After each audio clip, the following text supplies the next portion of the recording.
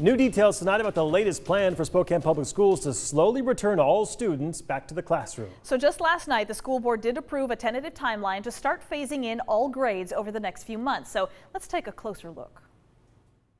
Third graders are scheduled to start going back on January 20th. For the first week and a half, they will attend just twice a week and every other Friday. Then by February 2nd, all third graders will be back 5 days a week.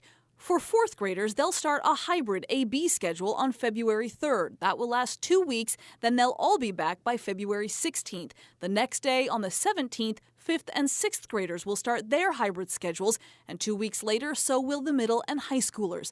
But keep in mind, those A-B schedules could stay in place for quite a while before those older students can return full-time. As with every step of this process, as we've talked before, we'll be evaluating really closely the conditions and then determining if those tentative dates make sense as we look into February, March, and April. That means for kids in 5th grade and older, the dates could still change if they have to. It all hinges on case numbers, transmission rates within school facilities, even availability of substitute teachers. And if the state or local health departments decide that we need to step back, all of this can still change. But for now, Dr. Swinyard tells me he is confident more kids will be in the classroom for the rest of the school year as long as they can do it cautiously. We increase the number of grade levels, we're increasing the number of students.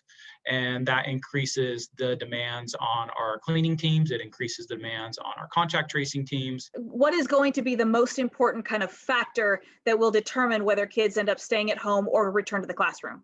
Well, the most important factor that we're focused on is the transmission rate inside schools. And what we've observed so far is the transmission rate has been exceedingly rare. We've had 7 cases of in-school transmission since October 5th. And that's with, we currently have over 5,000 kids attending in person and hundreds of staff members. Are you optimistic that we are at a turning point?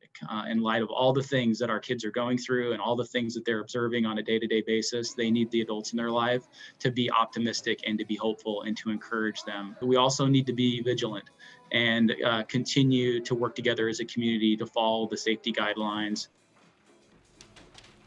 And this is interesting because I have a 2nd grader who just went back recently to in-person in Spokane Public Schools.